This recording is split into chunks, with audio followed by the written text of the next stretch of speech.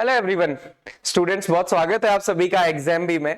दोस्तों, अपनी आज की इस वीडियो में हम डिस्कस करने वाले हैं दो जॉब को और बेसिकली हम उन दोनों में डिफरेंसेस को समझेंगे और ये देखेंगे कि कौन सी जॉब के लिए प्रिपरेशन करना बेटर है या फिर एक जॉब को प्रिपेयर करते हुए कैसे दूसरी जॉब को भी आप टारगेट कर सकते हैं।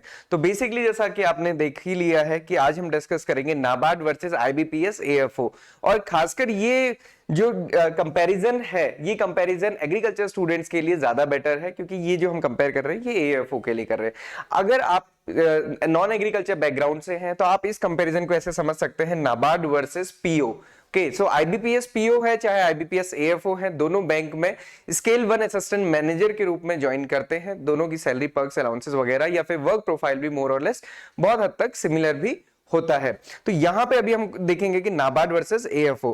हालांकि देखिए कंपैरिजन डायरेक्टली तो हो नहीं सकता क्योंकि सीधी सी बात है कि नाबार्ड बहुत लेवल ऊपर है बहुत सारी चीजों में, चाहे हम सैलरी देखेंगे चाहे कुछ और चीजें देखेंगे या फिर एग्जाम का कंपटीशन या पैटर्न भी देखेंगे तो नाबार्ड में वो काफी ज्यादा है। बट जो मेरा टारगेट है, जैसे मैंने आपको पहले भी बताया कि आपको ये समझना है कि अगर आप अभी एएफओ टारगेट कर रहे हैं तो बाद में कैसे आप नाबार्ड को भी साथ में प्रिपेयर कर सकते हैं या फिर एएफओ होने के बाद कैसे नाबार्ड के लिए प्रिपेयर कर सकते हैं, क्योंकि जनरली ये दोनों ही चीजें अलाइंड रहती हैं। ओके, तो सबसे पहले देखते हैं कि सैलरी कंपैरिजन। तो अगर आप नाबार्ड की सैलरी देखेंगे जो 11 बाइपार्टाइट सेटलमेंट के बाद जो यहाँ पे न्यू सैलरी रिवाइज हुई है उसमें जो ग्रेड पे है वो 44,500 से स्टार्ट होता है, जिसके अकॉर्डिंग जो ग्रॉस सैलरी है रिसेंटली वो लगभग 90,000 रुपए बनती है। एंड मैंने आपको पहले ही बताया है या ये बेसिक की ही है कि जो सैलरी के कंपोनेंट्स हैं वो प्लेस टू प्लेस भी वेरी करते हैं। देन जो नेट सैलरी है टैक्स डिडक्शन और एनपीएस डिडक्शन के बाद वो अराउंड 70,000 होती है। और अगर हम इसमें अलाउंसेस देखेंगे जो सैलरी के अलावा होते हैं तो वो नियर अबाउट 30,000 होते हैं। इसमें मैंने डिटेल वीडियो बनाई है पर्टिकुलर नाबार्ड की सैलरी की, तो वो आप देख सकते हैं बहुत ज्यादा डिटेल्स के लिए। इसमें जो हाउस रेंट है, जो कन्वेंस अलाउंस है, इसके अलावा जो मेड अलाउंस है या फिर बाकी सारे अलाउंसेस वो सारे इसमें मेंशन है। तो ओवरऑल सीटीसी अगर आप देखेंगे नाबार्ड जॉब ज्वाइन करने का असिस्टेंट मैनेजर में ही ये 15 to 16 लाख पर एनएम होती है। ये भी असिस्टेंट मैनेजर या फिर ग्रेड ए की जॉब है। और अगर हम आईबीपीएस एएफओ देखेंगे तो जैसे मैंने पहले ही कहा था कंपैरिजन बहुत ज्यादा है नहीं। यहाँ पे ये 36,000 का बेसिक पे है, यहाँ पे ग्रॉस सैलरी नियर अबाउट 57,000 होती है, अगेन ये वेरी करती है। नेट सैलरी 52,500 रहेगी और अलाउंसेस इसमें आप देख सकते हैं 16 से 18,000 रहते हैं। तो ओवरऑल जो सीटीसी है वो 9 to 10 लाख पर एनम होता है। नो डाउट आईबीपीएस एएफओ एक अच्छी जॉब है और मैं जैसे हमेशा ही कहता हूं कि ग्रेजुएशन के बाद आईबीपीएस एएफओ एक अच्छी व्हाइट कॉलर जॉब भी है और एक अच्छी सैलरी भी पे करता है, दोनों में कोई भी डिफरेंस नहीं है। बट हालांकि नाबार्ड उससे एक लेवल ऊपर है क्योंकि नाबार्ड एक डेवलपमेंटल एजेंसी है, डेवलपमेंटल बैंक है, तो उसके रोल और फंक्शनिंग डिफरेंट है। तो ये सैलरी में कंपैरिजन था। तो आप दोनों में देख सकते हैं कि अगर आप एएफओ को टारगेट कर रहे हैं तो बाद में अगर आप प्रिपरेशन नाबार्ड की करते हैं या साथ में करते हैं तो नाबार्ड में ये बेनिफिट्स आपको मिलते हैं। तो ये सैलरी स्लिप आप देख सकते हैं, इस पे दोनों पे ही मैंने अलग अलग वीडियोस बनाई है, वो आप देख सकते हैं। जॉब प्रोफाइल की बात करेंगे तो जो नेचर ऑफ वर्क है, नेचर ऑफ वर्क में यहाँ पे planning of schemes of ARD agriculture and rural development रहता है। सब्सिडी से रिलेटेड जो स्कीम्स हैं वो सारा कुछ बनाना रहता है नाबार्ड में। मतलब NABARD basically planning of policy related work करता है। और जो आईबीपीएस एएफओ में है या फिर बैंकिंग में है वो जो वर्क होता है वो एग्जीक्यूशन से रिलेटेड होता है। मतलब जो स्कीम नाबार्ड ने बनाई है उस स्कीम का एग्जीक्यूशन कौन करेगा? एएफओ। सिमिलरली जो सब्सिडी स्कीम्स बनाई गई हैं उसका एग्जीक्यूशन या इंप्लीमेंटेशन कौन करेंगे? बैंक्स करेंगे, क्योंकि ये एक डेवलपमेंटल बैंक है। हालांकि फाइनेंशियल या रीफाइनेंस वर्क भी यहाँ पे रहता है। कस्टमर डीलिंग की बात करेंगे तो यहाँ पे कोई कस्टमर डीलिंग डायरेक्टली नहीं होती है। हाउएवर कुछ स्पेशल केसेस में कस्टमर डीलिंग होती है, बट जनरली कस्टमर डीलिंग नहीं होती है। यहाँ पे एएफओ में या फिर बैंकिंग में पूरी की पूरी कस्टमर सेंट्रिक अप्रोच रहती है। वर्किंग की बात करेंगे तो जनरली टाइमिंग जो 9 to 5 है वो इंक्रीज हो सकती है।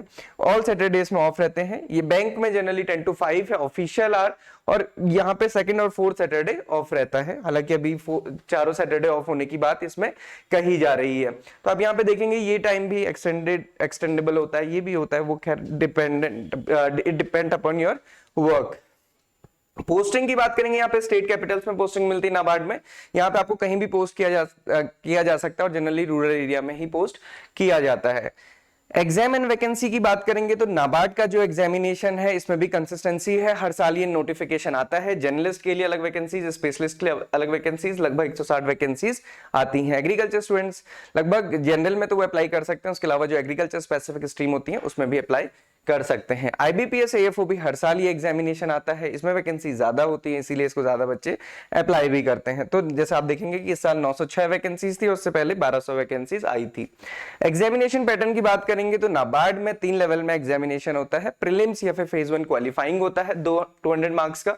इसमें quants, reasoning, English, decision making, computer, ARD, ESI, GA, और जो फाइनल सिलेक्शन होता है फेज 2 के लिए वो एआरडी, ईएसआई, जीए के मार्क्स के बेसिस पे होता है।